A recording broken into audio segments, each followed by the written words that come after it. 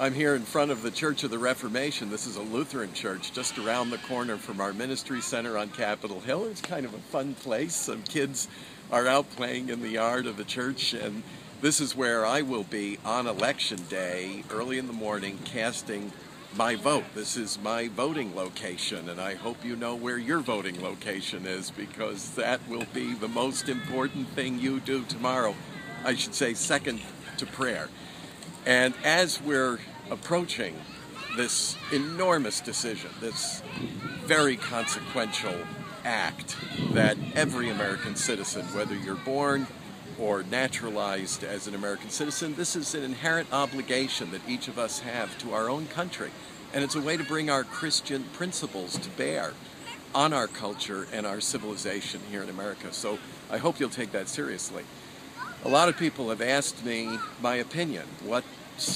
How is this thing shaping up? What does it look like? Well, it's anything but predictable.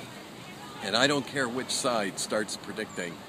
You look at the real numbers and start doing the real math. This is a cliffhanger. In fact, it could mean that we have to wait a day, even several days, maybe longer, for these numbers to actually, in the end, be crunched and a winner determined, because there's a number of factors. The superstorm Sandy could be false, or other claims of suppression or irregularities in the voting process, any number of things. And of course, the tension is very high, so you could see one of the parties sue over the results if they're not happy with what happens at the end of the day when the polls close. So could be a lot of things here, but I would expect that the biggest surprise that's going to come tomorrow on Election Day is the turnout of voters on both sides, because you have very different equations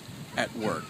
And this is what I've been thinking about, that on President Obama's side, I think the surprise will be a low voter turnout. On Governor Romney's side, I think it will be an extraordinarily high turnout. Think about this. First, of course, Democrats have been leading in early voting, but Republicans have an inner principle about voting on Election Day. Republicans, for good or for bad, whether you want to criticize them or not, are big on tradition. So the Republican culture is to vote on Election Day. That makes the turnout very unpredictable. We just can't predict. I just got an email today from somebody saying, my mom hasn't voted in years, but she really wants to vote in this election. How does she do that? Does her voter registration expire? Well, I gave her an answer to that. But my point is just, I think we're going to see people coming out that haven't been out to vote in a very long time. And if you're even considering, well, I live in a state where it's a foregone conclusion, I already know who's going to win my state, that's stinking thinking, because no vote is ever wasted. The winner will look at the loser's numbers. I've been saying this over and over again. They will look at how people voted overall, and it will inform them about the boundary lines around their administration, how they govern as president. So no vote is ever wasted. So I'm going to be at my polling place on Election Day.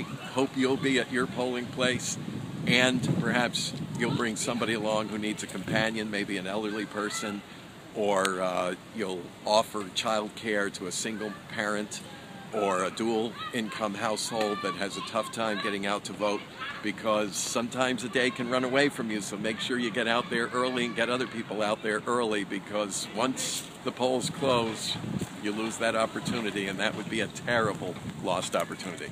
So those are my thoughts for now. I'll be sharing more with you throughout the day and all the way until after the polls close.